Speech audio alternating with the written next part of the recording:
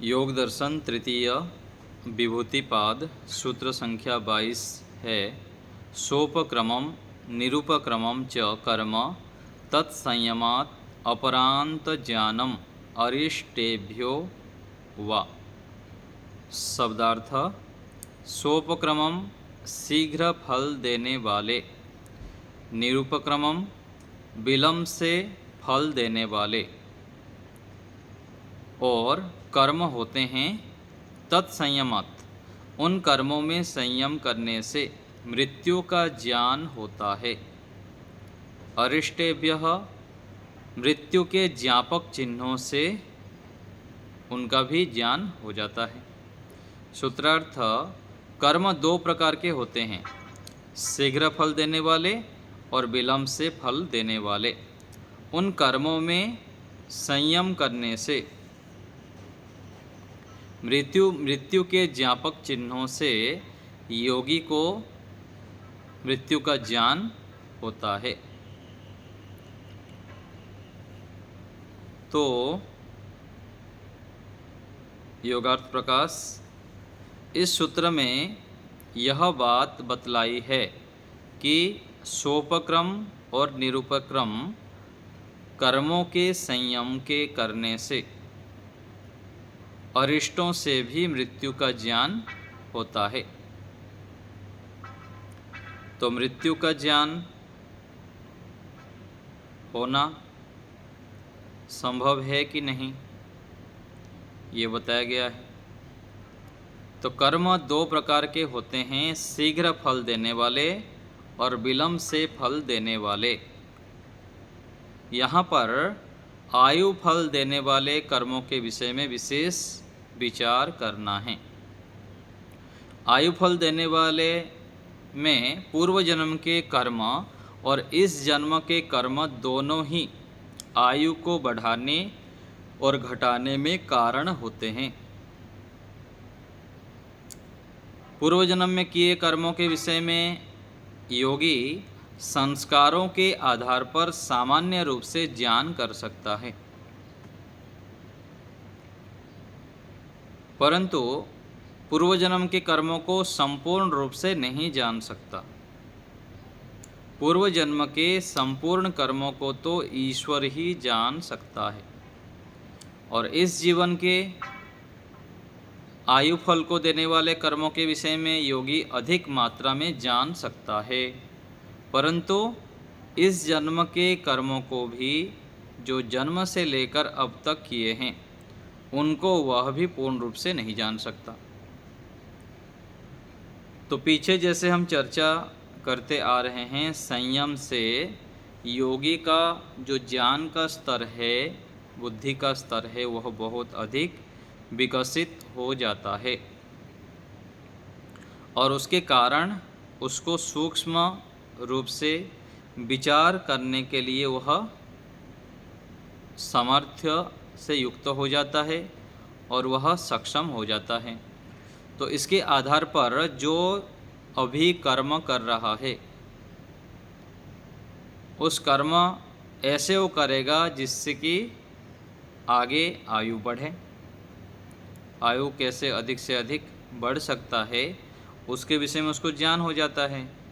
वह अनावश्यक खान पान नहीं करता है, विचार नहीं करता है, और अब्रह्मचर्य से युक्त जीवन नहीं जीता है। और इसका परिणाम स्वरूप क्या होता है, उसका आयु बढ़ता रहता है। और पिछले कर्मों के कारण, पीछे जो जन्मों में पिछले संस्कारों के आधार पर जो कर्म कर रहा है उसको भी वह जान पाता है कि इस जीवन में तो मैं इतना पुरुषार्थ किया नहीं, अथवा ऐसे क्रियाएं नहीं किया, लेकिन फिर भी बार बार मेरे निम्न कर्म की ओर गति होती है, अथवा गलत कर्मों की ओर गति होती है।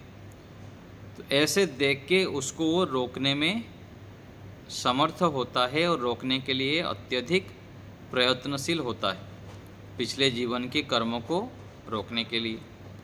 और आगे जो कर्म कर रहे हैं उसमें वो सावधान रहता है, ऐसा कोई कर्म नहीं करता है जिससे आयु घटे। आयु घटना अर्थात क्या है? मृत्यु से बचना, नहीं, मृत्यु को अधिक दूर रखना। और यदि ऐसे कर्म करते हैं जिससे कि मृत्यु जल्दी आ जाए तो फिर हानि होती है। तो मृत्यु का ज्ञान जिसको हो जाता है कि मृत्यु इस जीवन में यदि मैं अच्छे कर्म किया, मृत्यु को टालता रहा, अर्थात अधिक आयु तक जीवित रहूँगा, तो मैं अधिक से अधिक अच्छे कार्य करके अच्छे संस्कारों को संग्रह कर सकता हूँ। क्योंकि ये मनुष्य जीवन ऋषियों के माध्यम से हमको पता लगा कि अमूल्य है, कि मनुष्य जीवन सामान्य रूप से सबको मिलता नहीं है, और मिलने के बाद भी इतना अच्छा अवसर जो हमको मिला हुआ है, आगे फिर मिलेगा नहीं मिलेगा, किस प्रकार से मिलेगा, कितना अधिक पुरुषार्थ करना पड़ेगा, वो तो हमको पता ही नहीं है अभी। इन सब बातों को योगी व्यक्ति विचार करता है सूक्ष्मता से, और फिर मृत्यु के विषय में पता लगता है कि मृत्यु, मान लीजिए अभी तो शरीर ठीक है, आगे चलकर यदि जराजीर्ण अवस्था हो जाए, वृद्ध अवस्था में रोगी हो जाऊं, तो कोई सेवा भी नहीं करेगा, और सेवा करे तो भी किस प्रकार से करेंगे, कैसे कैसे तड़पना पड़ता है वृद्ध काल में, हम यहाँ देखते हैं अलग अलग प्रकार से। धनवान व्यक्ति भी योग्य सेवक ना मिलने के कारण बहुत तड़पते रहते हैं, पैसा होता है फिर भी सेवक नहीं मिलते। और घर में जो संतानें होते हैं, बहू आदि होते हैं, उन लोग भी सेवा कितने दिन तक करेंगे? सामान्य रूप से रोगी हो जाए तो दवाई खिला देंगे, डॉक्टर को बुला के दिखा देंगे, और अधिक यदि बीमार पड़ जाए, शौचालय जाना ना हो पाए और अशक्त हो जाए व्यक्ति, तो कितनी दयनीय स्थिति है। ऐसे योगाभ्यासी व्यक्ति, योगी व्यक्ति दूर दृष्टि रखते हुए, जैसे कहा गया ना कि हेयम दुखम अनागतम, आगे आने वाले दुख को देख लेता है। और ये क्या है? मृत्यु का ज्ञान है। मृत्यु अर्थात दुख,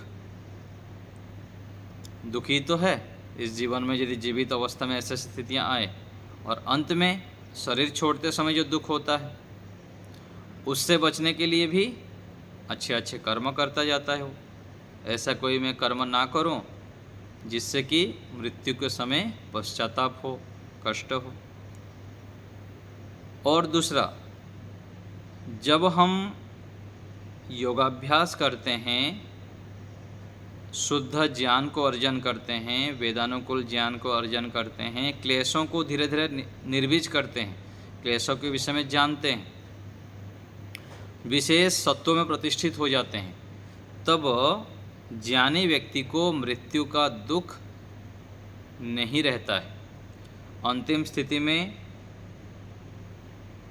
जो मृत्यु काल में जो दुख होता है सामान्य व्यक्ति को, योगी व्यक्ति को नहीं होता है, क्योंकि उसको शरीर की वास्तविकता का ज्ञान होता है कि ये शरीर तो मरण धर्मा है, कभी भी मर सकता है, और दूसरा, मरने के बाद दूसरा शरीर तो मिल ही जाएगा, क्योंकि मैं तो अच्छे कर्म किया हुआ हूँ जिंदगी भर, जितना मेरा ज्ञान था, जितना मेरा सामर्थ्य था, मैं उतना पुरुषार्थ किया हुआ। ऐसे मान के बुद्धिमान व्यक्ति अच्छे अच्छे कार्य को करता है, और यही मृत्यु का ज्ञान है। मृत्यु के विषय में वास्तविकता को जानना ही है। तो कर्म फल को जानते हुए जब हम श्रेष्ठ कर्म करते जाते हैं निरंतर, और योगाभ्यास करते जाते हैं, हम रजोगुण तमोगुण से ऊपर उठकर सत्व में प्रतिष्ठित हो जाते हैं, पुरुषार्थमय जीवन जीते रहते हैं, तो उसको मृत्यु का ज्ञान अंतिम समय में भी होता है, और पहले से भी वो प्राप्त कर लेता है स्वाध्याय, सत्संग आदि के माध्यम से। तो ऐसे हमको यहाँ जानना चाहिए कि पूर्व जन्म का जो कर्मों का प्रभाव किस प्रकार से है वो भी जानता है ये, और आगे यदि ऐसे कर्म करूँगा तो इस प्रकार से फल मिलेगा, यह भी उसको जानकारी हो जाती है। तो पूर्व जन्म कृत कर्मों के संस्कारों के सामान्य ज्ञान के आधार पर, और इस जन्म में किए कर्मों के विशेष ज्ञान के आधार पर, पीछे जन्म के आधार पर तो ज्ञान होता ही है कि ऐसा था, मेरा अभी ऐसे ऐसे माता पिता मिले हैं, अभी मेरी प्रवृत्ति इस प्रकार से है, तो पीछे के जन्मों को सामान्य थोड़ा अनुमान के माध्यम से जानता है। और इसी जीवन में जन्म से लेकर आज तक मैं क्या क्या कर्म किया हूँ वो तो व्यक्ति को दिखाई देता है, याद रहता है अधिकांश। तो इस जीवन में किए हुए विशेष ज्ञान के आधार पर योगी अपने मृत्यु के विषय में यह जान सकता है कि मेरी आयु लगभग इतने वर्ष की हो सकती है। यदि वो अच्छे संयम पूर्वक जीवन जिया है, खान पान ठीक किया है, परोपकार आदि किया हुआ है, और आज के जितने भी आयु है उसके आधार पर उसकी दिनचर्या किस प्रकार से है, इन सबको देखते हुए, जानते हुए, निरीक्षण करते हुए वह एक अपना आयु संभावित वो जान सकता है, इतनी आयु मेरी हो सकती है। परंतु इतने क्षणों तक मेरी आयु होगी यह नहीं जान सकता। जो भूकंप अथवा किसी व्यक्ति के द्वारा अकस्मात मृत्यु होती है उसके विषय में योगी नहीं जान सकता कि मेरी मृत्यु इतने दिनों में अमुक व्यक्ति के द्वारा होगी अथवा अमुक समय में भूकंप आएगा और मेरी मृत्यु इतने बजकर इतने क्षणों में होगी, ऐसे योगी नहीं जान सकता। जिस योगी ने बाल्य अवस्था से ब्रह्मचर्य का पालन किया है, उचित व्यायाम किया है, उत्तम भोजन खाया है, शरीर को स्वस्थ रखा है इत्यादि अपने कर्मों को जानकर यह बतला सकता है कि यदि कोई अकस्मात दुर्घटना ना हुई तो मेरी आयु लगभग इतनी हो सकती है। तो ये सब शर्त है, बाल्यावस्था से लेकर ब्रह्मचर्य का पालन किया हो, उचित व्यायाम किया हो, उचित भोजन खाया हो, शरीर को स्वस्थ रखा हो। तो ऐसे इन सब शर्तों के आधार पर योगाभ्यासी व्यक्ति बता सकता है। तो ये जो योगाभ्यास है वो भी उसका भी स्तर है। योगाभ्यास में भी कोई मान लीजिए सामान्य रूप से योगाभ्यास कर रहा है, कोई विशेष योगाभ्यास कर रहा है और विशेष अपने लिए समय भी लगाता है। तो जिस योगाभ्यासी के जीवन में ऊपर बतलाए साधनों की अपेक्षाकृत न्यून अधिकता रही होगी तो वह अपनी आयु को न्यून अधिक बतलाएगा। सांसारिक लोग अपनी आयु के विषय में न्यून जानते हैं और योगी उनसे अधिक जानता है। ये दोनों में अंतर है। सामान्य व्यक्ति जो होते हैं उनको तो कुछ पता ही नहीं है, इसलिए तो अंधाधुन चलते रहते हैं, खाना पीना रहन सहन सब उलट पुलट चलता है। यहाँ आते हैं शिविर में भी आते हैं, उन लोग चाय के बिना रह नहीं पाते हैं। ऐसे भी स्थितियाँ आजकल बना दिए हैं, चाय रूपी नशा भी लोगों को छूटता नहीं। और बहुत सारे जो योगाभ्यास में खान पान है, दिनचर्या है आदि आदि के विषय में तो लंबे समय तक पता ही नहीं रहता है कि कौन सा खाना कौन सा नहीं खाना, किस प्रकार से सोचना, कैसे व्यवहार करना, लंबे समय तक पता ही नहीं लग पाता है। बार बार अभ्यास करने पर, बड़ों के सानिध्य करने पर, स्वाध्याय सत्संग आदि से यह ज्ञान होता है।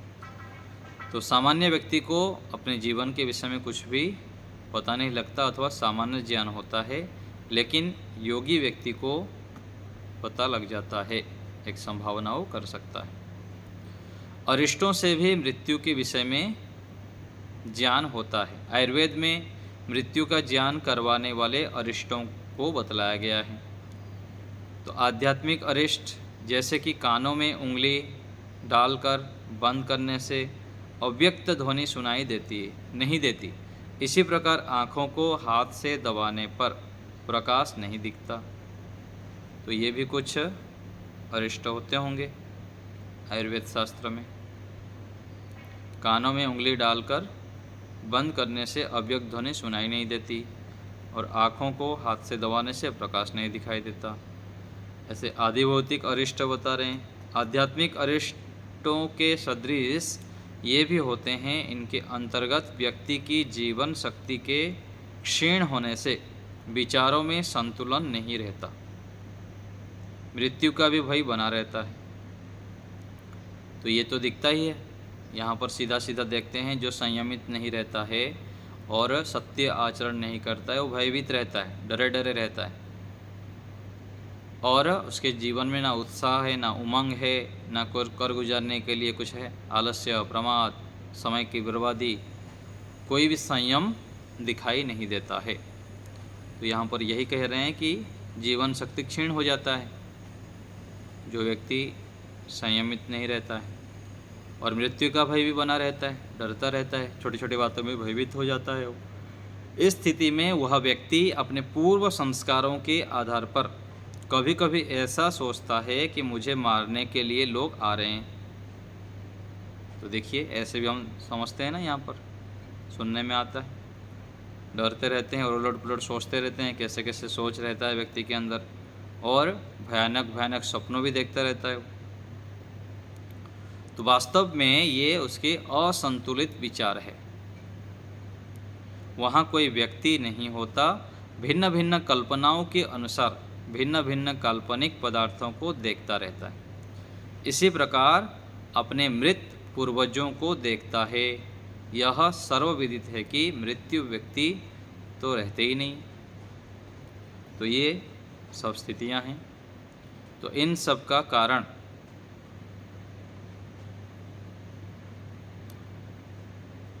कारण क्या है? व्यक्ति जब व्यायाम, प्राणायाम, ध्यान आदि नहीं करता है तो उसके जीवन में सात्विकता नहीं होती। सत्वगुण के अभाव में व्यक्ति फिर इन सब अंधविश्वासों में फंसता है, गलत कार्य में फंसता है, और वह कल्पना करता रहता है अलग अलग।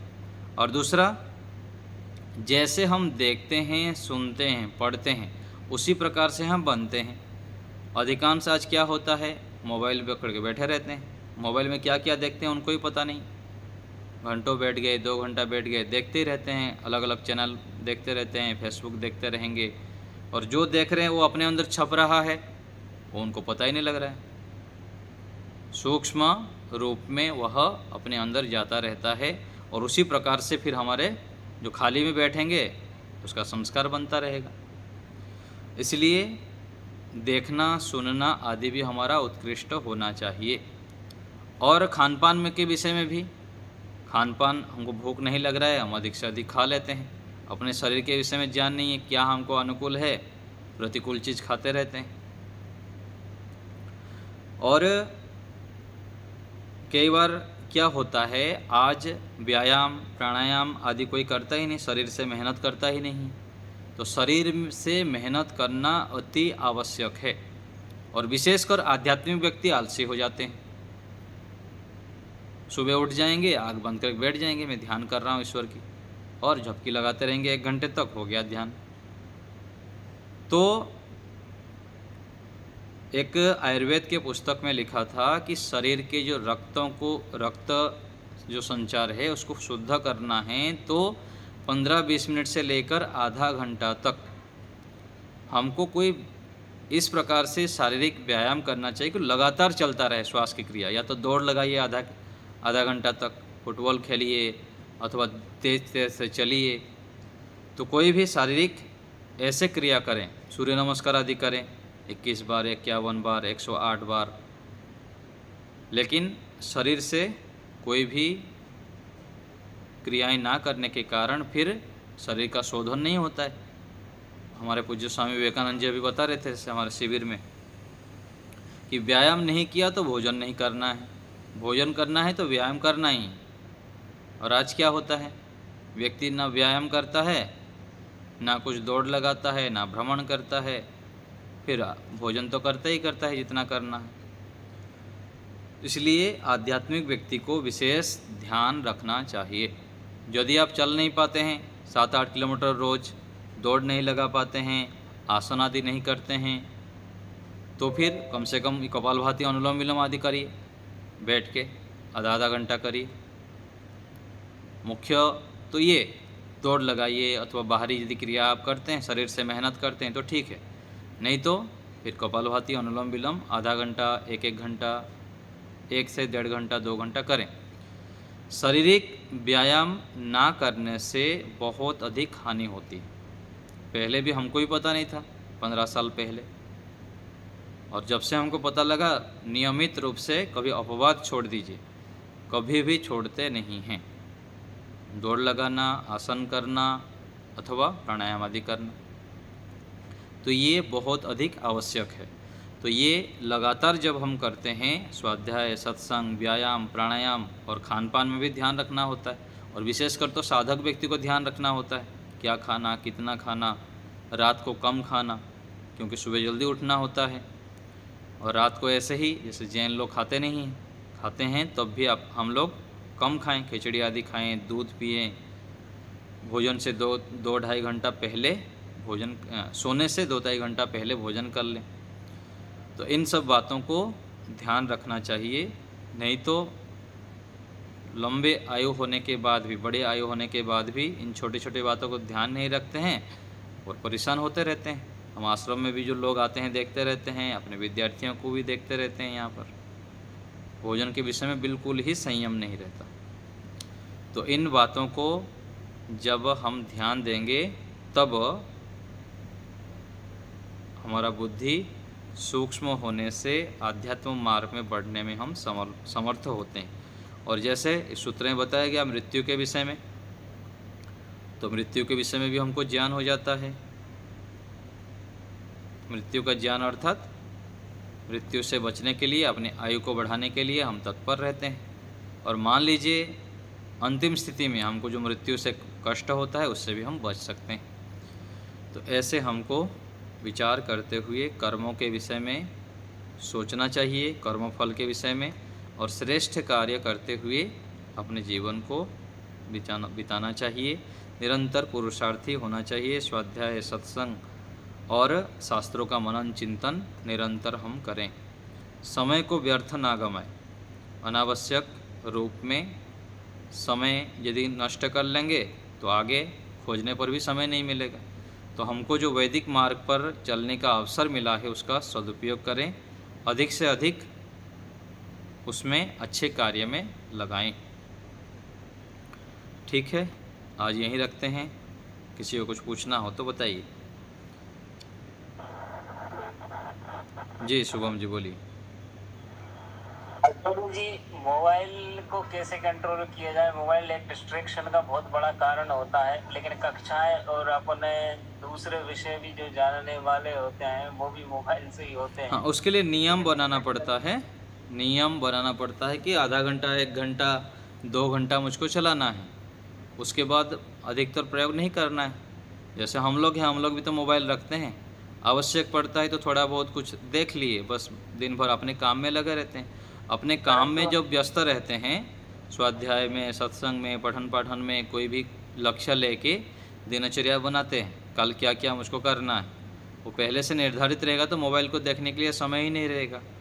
और मोबाइल को देखेंगे तो भी पहले से संकल्प करना पड़ेगा कि इसमें इतना समय ही देखना है, क्योंकि इसमें जी क्या है कि दूसरे जो सब्जेक्ट रहते हैं, केवल ये आध्यात्मिक कक्षाओं के अलावा भी दूसरी जो कक्षाएं होती हैं, उनमें बहुत समय देना पड़ता है इंटरनेट और मोबाइल पे, और मेरा कार्य उसी प्रकार का रहता है, तो मुझे उसमें समय बहुत देना पड़ता है।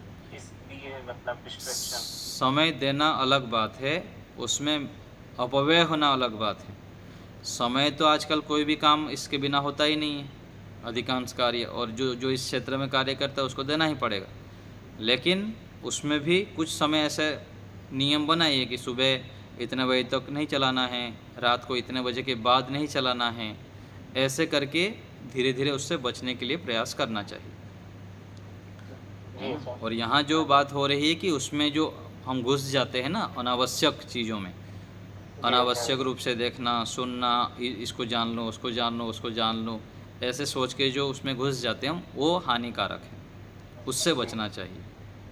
जी सर, ठीक है, धन्यवाद। डॉक्टर साहब बताइए। नमस्ते गुरु जी। यहाँ जो अनिष्ट के बारे में लिखा है, तो हमने तो आयुर्वेद पढ़ा नहीं है, तो तो जरा उसके पर प्रकाश पाड़े तो दया कृपा होगी। क्या क्या लिखा है? अरिष्ट, मृत्यु के अरिष्ट जो होते हैं, हाँ, वो मुझको भी पता नहीं है, इसलिए तो मैं वो रख दिया ना, मुझको भी पता नहीं है। वो ऐसे ही, क्या क्या होते हैं, जो सुनी सुनाई बात जो होती है, उसके अलावा असल में क्या होता है। हाँ, मेरे को भी जानकारी नहीं है उस विषय में। ठीक है। हाँ, इसलिए यहाँ पर भी स्वामी जी भी प्रकाश नहीं डाले हैं। अरिष्ट मतलब वही हानि लाभ जो होता है ना, वो सब होगा, उसका प्रकरण हो सकता है, कुछ आयुर्वेद में पता लगेगा। सचदेवा साहब बोलिए।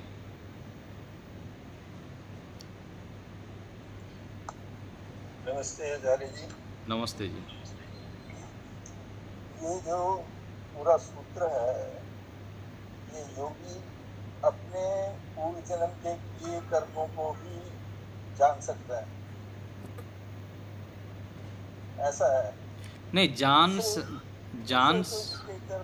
दूसरे के कर्मों को या आयु फल देने वाले कर्मों को वो नहीं जान सकता, दूसरे के अपने ही जान सकता है, ऐसा है ना? नहीं, ऐसा नहीं है।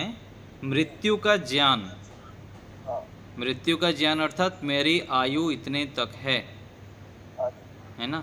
और दूसरा जो अभी हम कर्म करते हैं, कुछ कर्म ऐसे होते हैं कि हमारा कम प्रयत्न से भी पीछे के प्रभाव के आधार पर उसमें हम प्रवृत्त हो जाते हैं। कुछ कर्म ऐसे होते हैं, कुछ क्रियाएं हमारे ऐसे होती है, संस्कार, तो उसको जानता है कि यहाँ मेरा प्रयत्न कम करने पर भी उसकी ओर अधिक झुकाव होती है, ये मेरे लिए हानिकारक है। और उसको जानकर, उस हानिकारक को जब जानेगा तो उसको रोकने के लिए प्रयत्न करेगा। यदि ऐसे कर्म करूँगा तो मुझको मृत्यु जल्दी आएगी, मेरी आयु कम हो जाएंगे। और इसी जीवन के कर्मों को जो हम देखते हैं, ऐसे खान पान करूँगा, इस प्रकार से कर्म करूँगा, तो फिर मेरी आयु बढ़ेगी। आयु बढ़ने से क्या होगा, मैं अच्छे अच्छे कर्मों को कर सकता हूँ। तो शीघ्र देने वाले कर्म भी पता लग जाता है, और जो दूरगामी फल देने वाले भी पता लग जाता है। यदि ऐसे कर्म करूँगा तो शीघ्र मृत्यु आएगी, अधिक यदि ऐसे अच्छे कर्म करूँगा तो मृत्यु जो है अधिक आयु तक जीवित रहूँगा। ऐसे करूँगा तो 70 वर्ष तक, ऐसे करूँगा तो 90 वर्ष तक मैं जीवित रह सकता हूँ। ये ज्ञान जब हो जाता है तो वह व्यक्ति फिर सावधान होते हुए कर्म करता है और अपने आयु को बढ़ाने में समर्थ हो जाता है। और मृत्यु का ज्ञान जो व्यक्ति कर्मों को ठीक ठीक जानता है, तो मृत्यु के पश्चात भी जो अपने जन्म है उसको भी जान लेता है। और ऐसे स्थिति में क्या होता है, मृत्यु से डरता नहीं है। इन सब विषय को यहाँ पर समझना चाहिए। तो उसको मृत्यु को जानने की जरूरत क्या है? वो अपना कर्म करता रहे और उसका लक्ष्य जो है वो तो मोक्ष है। योगी का लक्ष्य तो मोक्ष ही होता है, तो बस मोक्ष के लिए कर्म नहीं, करता रहे। दुख और सुख के स्वरूप को जब नहीं जानेंगे तो दुख से बचेंगे कैसे और सुख को बढ़ाएंगे कैसे? दोनों को जानना तो आवश्यक है ना। जैसे बोलते हैं ना, हम दूसरे को दोषों को ना देखें, ये तो एक हो गया ना देखना, लेकिन देखना भी चाहिए। किस लिए? कि वो दोष मेरे अंदर ना आ जाए, इसलिए देखना है। अच्छा। ऐसे ही मृत्यु को सोचना कोई ज़रूरत नहीं है, लेकिन मृत्यु से जो दुख होता है, लोगों को यहाँ देखते हैं रोना करते हैं, चिल्लाते हैं, ये करते हैं, तो वो दुख से मुझको बचना है। जैसे हार्ट अटैक हो गया, किसी किडनी खराब हो गया, ये भी तो मृत्यु होती है ना। तो उस मृत्यु से मुझको बचना है। मुझको ऐसे क्या बोलते हैं, ये जो बीच में मृत्यु हो जाती है ना, ऐसे मृत्यु से मुझको, हाँ, अकाल मृत्यु से मुझको बचना है। इसीलिए मृत्यु के विषय में सोचना है और इसको जानना है। इसका प्रयोजन यह है। ठीक है। परिहार जी, के.एस. परिहार जी। आचार्य जी नमस्ते। नमस्ते जी। ये सूत्र संख्या कौन सी है विभूतिवाद में? आचार्य आपने नहीं पढ़ा। 22। हाँ, सूत्र संख्या 22 है। धन्यवाद, यही पूछना। ठीक है, और कोई बात? बस बाकी ठीक है सर। चलिए, हाँ, शुभम जी बोलिए। आचार्य जी, दिनचर्या जब खराब हो जाती है उसको दोबारा सुधारने के लिए क्या प्रयास किए जाने चाहिए? संकल्प लेना होता है, ईश्वर से प्रार्थना करनी होती है, अधिक से अधिक ओम का जप करें, गायत्री मंत्र का जप करें, और बार बार संकल्प करेंगे और अच्छे व्यक्तियों का संग करें।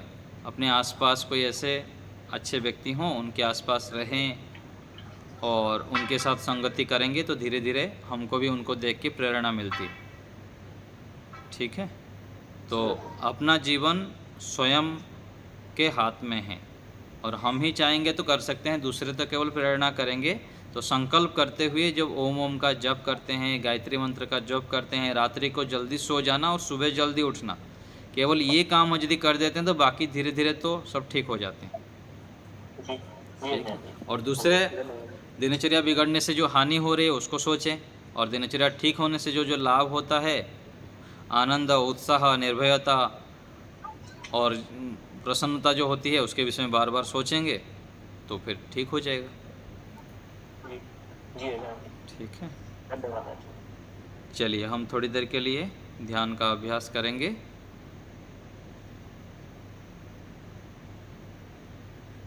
जहाँ पर भी हम हैं, आप लोग हैं, सीधा होके बैठ जाइए, कमर गर्दन सीधा,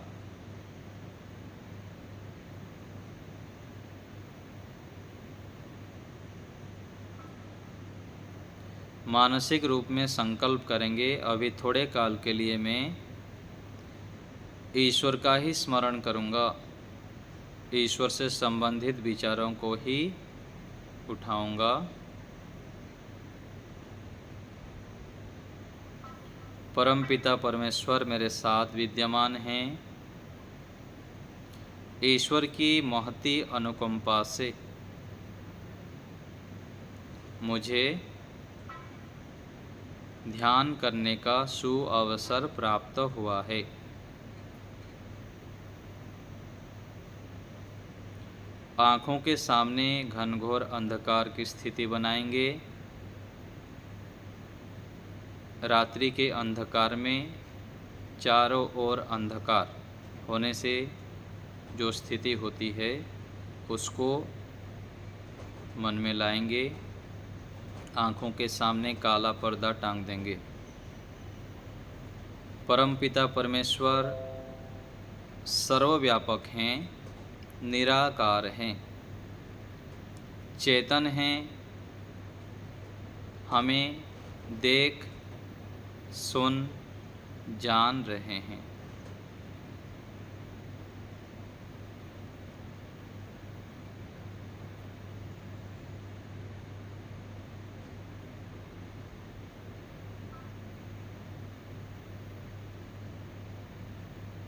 ईश्वर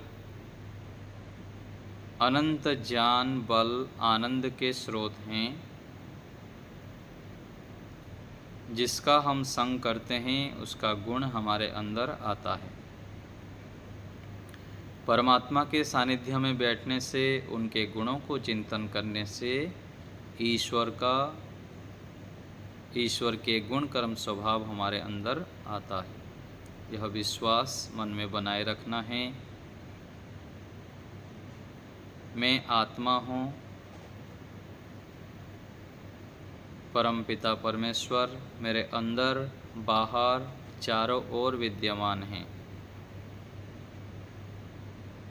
अत्यंत श्रद्धा समर्पण के साथ हम लंबे स्वर से गहरी श्वास लेकर ओम का उच्चारण करेंगे। उच्चारण के समय अर्थ विचार कोई भी एक ईश्वर के गुण को स्मरण करते हुए श्वास भरें लंबा।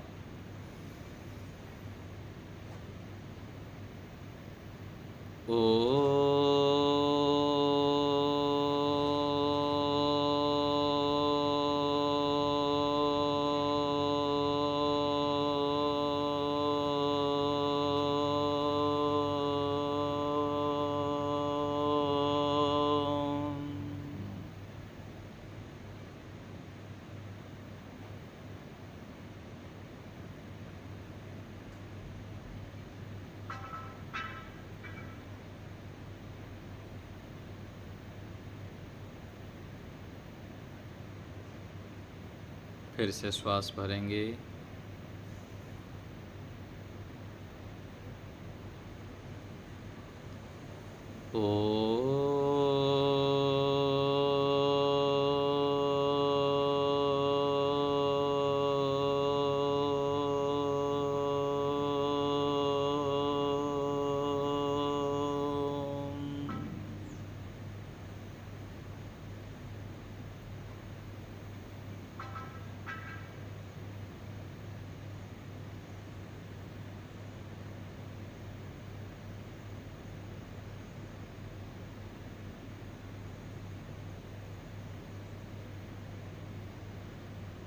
फिर से श्वास भरें।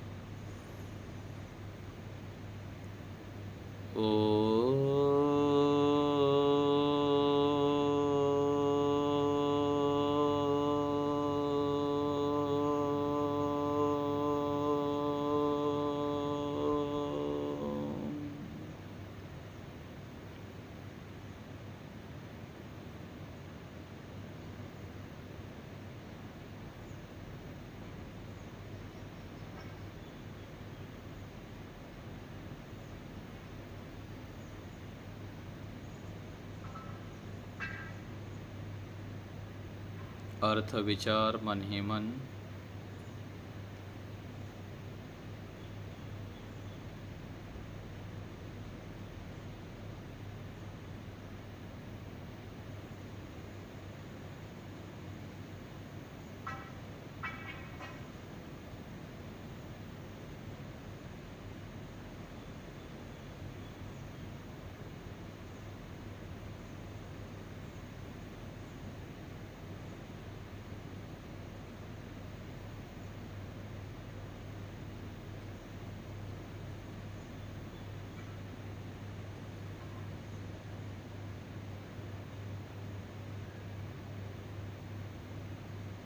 शरीर को बिल्कुल स्थिर रखना है, पत्थर बना देना है। मन को खाली नहीं रखना है। मन में ओम ओम का जप अर्थ विचार पूर्वक। ओम सर्वज्ञः, ओम आनंदः, ओम सर्वरक्षक। कोई एक ईश्वर के गुण को स्मरण करना है। एक समय में एक गुण को विशेष रूप से जप करना है। ईश्वर के सानिध्य को अनुभव करते हुए प्रभु आप ही सर्वोपरि हैं। हे पिता, आप मुझे अपना दर्शन कराइए। मैं आपकी ओर निरंतर बढ़ता रहूं। आप में मेरा अत्यंत प्रीति हो। हे प्रभु, मैं आपकी आज्ञाओं को अधिक से अधिक जान सकूं, क्योंकि इसी में ही मेरा कल्याण है। जितना मैं आपकी आज्ञाओं को जानूंगा, जानूंगी, उतना ही मेरा जीवन सफल हो सकता है।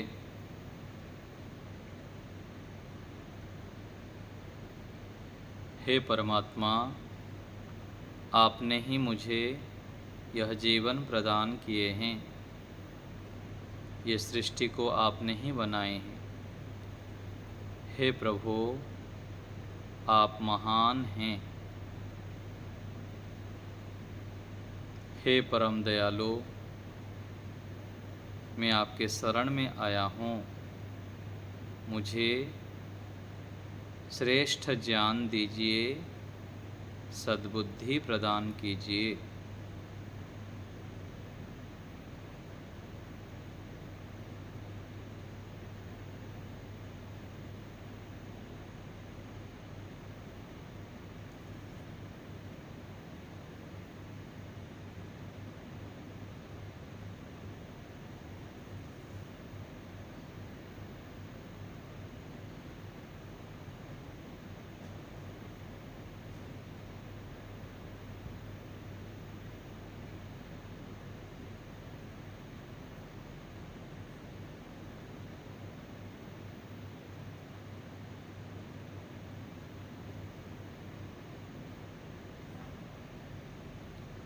हे परमपिता, आप मेरे हैं, मैं आपका हूँ।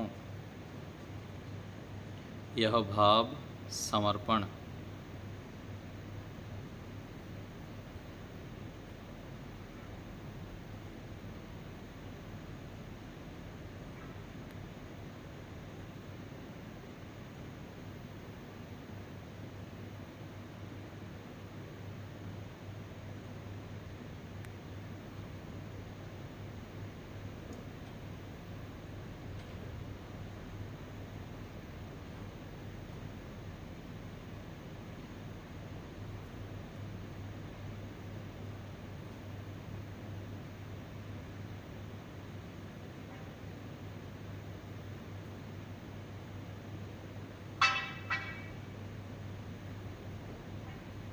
मन में ओम ओम का जप अर्थ विचार पूर्वक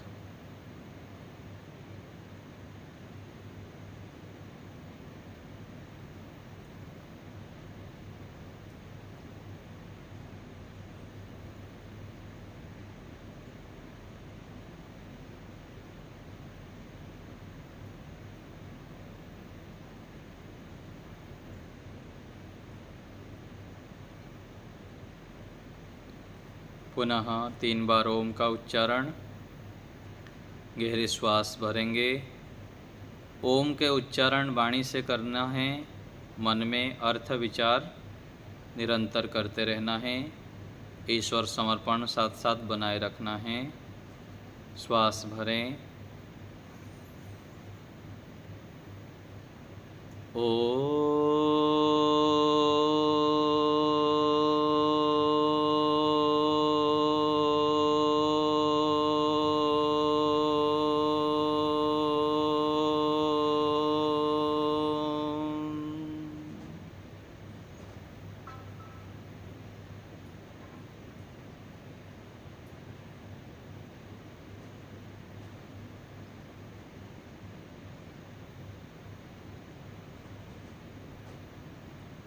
श्वास भरें।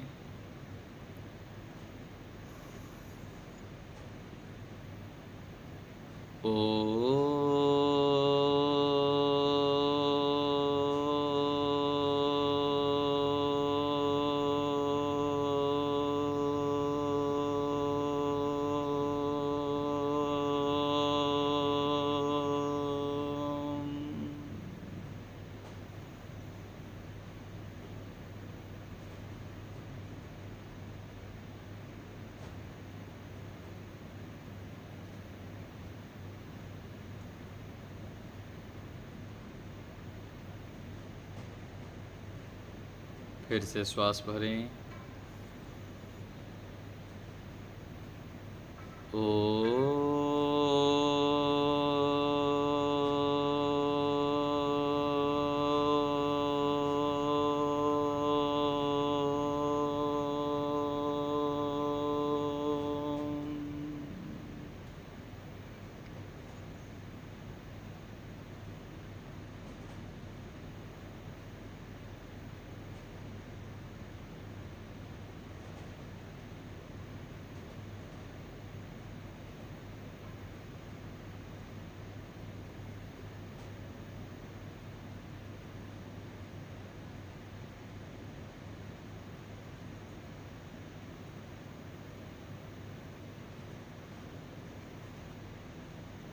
विराम की ओर चलेंगे।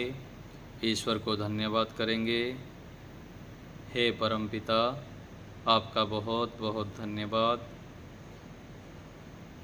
आपने हमें यह ध्यान करने का अवसर प्रदान किए। आपके दिए साधनों से, सामर्थ्य से और अवसर से मैं यह ध्यान कर पाया। आपका बहुत बहुत धन्यवाद। आप मुझे ऐसे ही श्रेष्ठ अवसर प्रदान करते रहें। मैं नित्य प्रति आपका ध्यान करूं, आपकी आज्ञाओं को पालन करने में तत्पर रहूं। ऐसे मेरे ऊपर कृपा कीजिए। आपका पुनः धन्यवाद।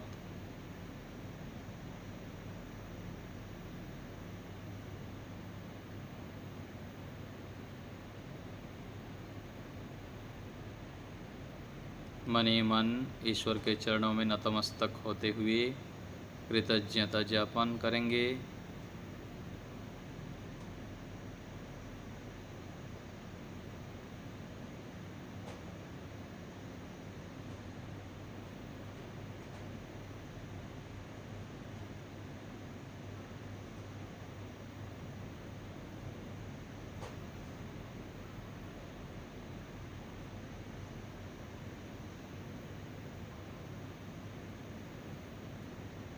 अब विराम देंगे। धीरे धीरे हाथों को घर्षण करते हुए मुख में स्पर्श करेंगे। दोनों हाथों के बीच में पलक झपकते हुए धीरे धीरे आँखों को खोलेंगे।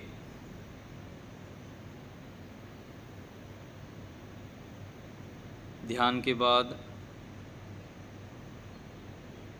शांत होते हुए, गंभीर रहते हुए हमें आगे की क्रियाओं को करना चाहिए। जितना हम मौन, गंभीर, शांत रहते हैं उतना ईश्वर से जुड़े रहने में सरलता होती है। तो हम यहीं विराम देते हैं।